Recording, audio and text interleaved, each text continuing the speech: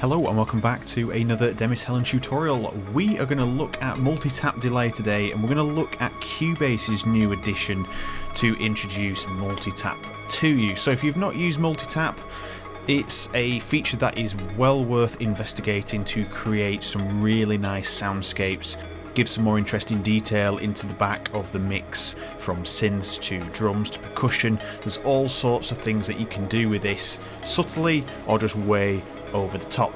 Now, the multitap that comes with Cubase is pretty interesting for a few different reasons that we have all of these different features. Now, there's a lot of other multitaps that you can buy third party and they have similar setups, but this one is pretty unique in how it's laid out and it's easy to follow as well.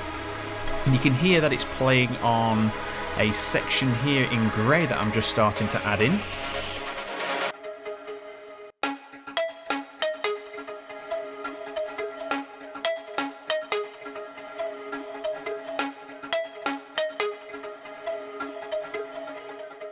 Okay, so you can hear that it's just adding some extra detail, but at the same time the delay is not playing whilst the actual sound, the audio is coming through to the plugin, and then it's releasing that sound to the desired volume that is set by you.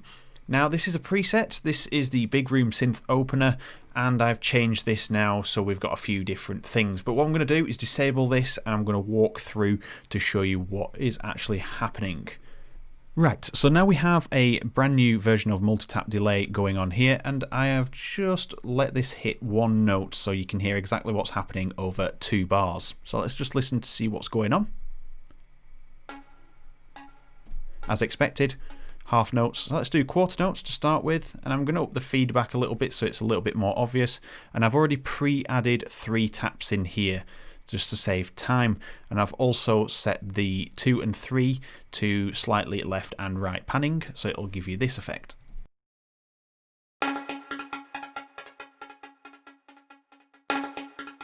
Okay, and that is where we're up to at the moment. Now we're going to add the ducker feature, and we're going to do the delay line, erase delay line section. So this is basically going to stop the delay happening and let the full dry signal come through, and the delay will not be applied until we choose how to release it, whether it's going to be really fast after the audio stops or if it's going to be really slow. So I'm going to turn the amount up quite high, more than what we'd usually go, and then we'll play around with the release. So if I put a fairly long release, you're going to hear that it's going to take a while for that delay to kind of filter in, and you can hear it.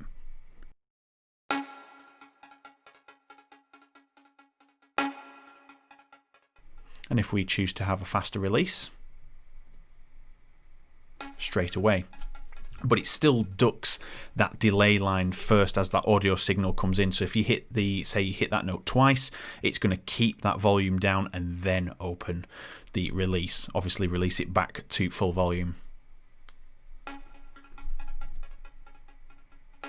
So that's sounding pretty good.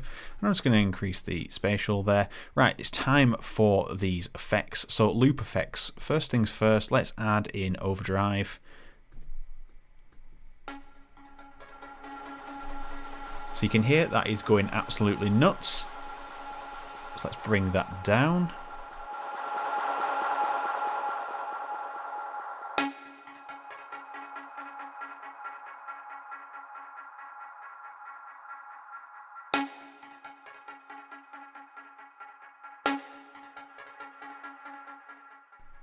So it's quite nice. You can hear that overdrive is just constantly roaring in the background. And if you're not careful, if you start turning these levels up or the drive too far, you'll get the volume actually starting to rise, and it just wants to continuously go and go. It'll never stop because of the feedback. So we're just going to put it about 1.8 for now. Sounds good, and you can hear its effect there. Then in the tap effects, let's add in some reverb. So we're going to put tap 3 has got reverb. That's what's selected at the moment. So mix, size, time, let's say 3 to 4 seconds, no pre-delay. Let's have the highs quite and the lows quite down. So now you can hear the bit of reverb. And if we turn this ducker off, you can hear a little bit of reverb coming on that third tap. So on the first tap here, we can add, let's say, some bit crushing.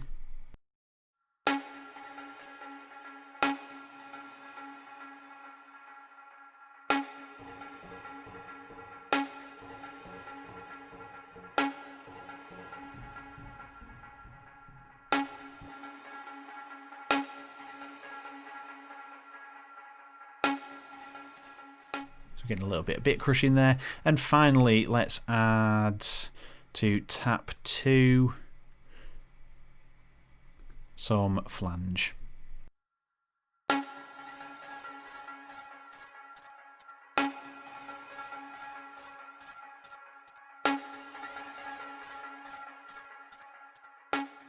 So we're going to go for something a little heavier. We're going to introduce a little bit more drive so we get that feedback loop happening.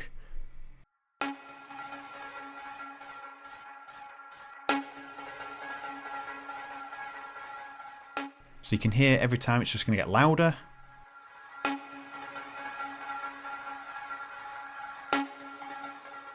So we can control this with the feedback now.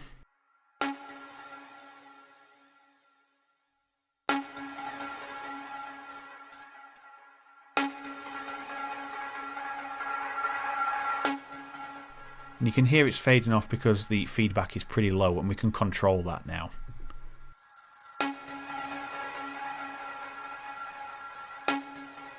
So we're just getting that release coming in, but it's been emphasised by the overdrive. Sounds quite nice. And I'm not going to add anything on the post effects. We're going to keep it as that. So let's have a listen to how that affects this sound now.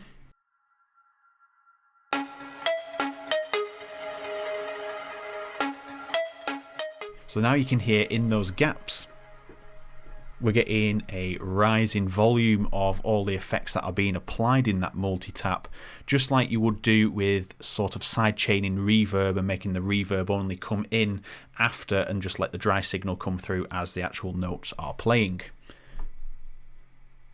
So it's a little bit too fast. You can hear it's trying to come in those gaps.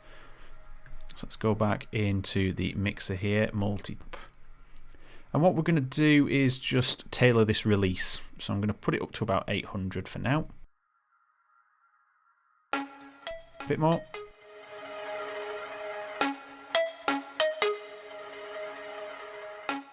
That sounds smooth. And let's add this in with the other synth that it's accentuating.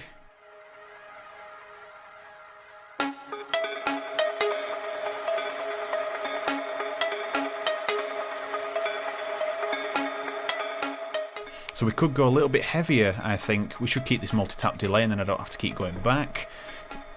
We could have the overdrive just a little bit heavier now.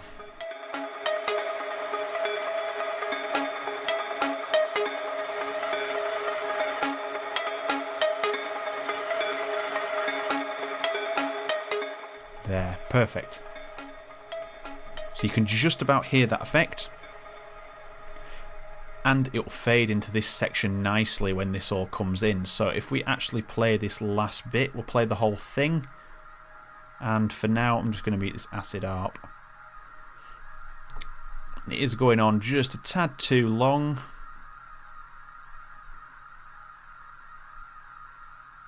So I'll put it on 10 for now. That should cover it.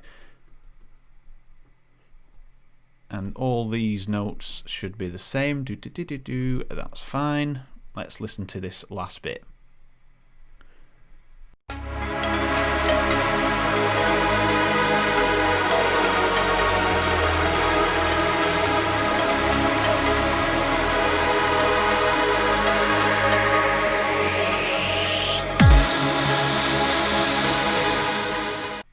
So we can increase this a little bit.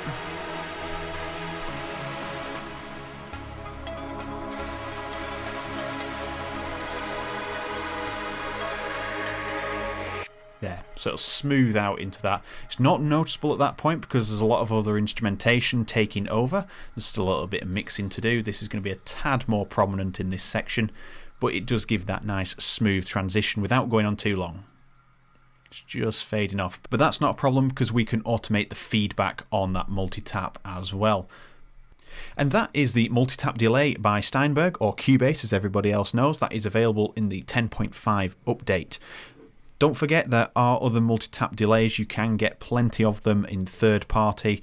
One of them being FabFilter's Timeless. That offers a lot of flexibility in terms of making multi-taps and making really interesting rhythms and soundscapes. And that brings us to the end of this multi-tap delay video. If you have any questions about multi-tap delay or just want to get in touch, let me know down in the comments. I do get back to everybody. Hit the like button, helps share with like-minded producers so they can up their game as well. And finally hit subscribe so you get to see 3 videos per week on various trance and music production topics. So thank you very much for watching, and I will see you all guys in the next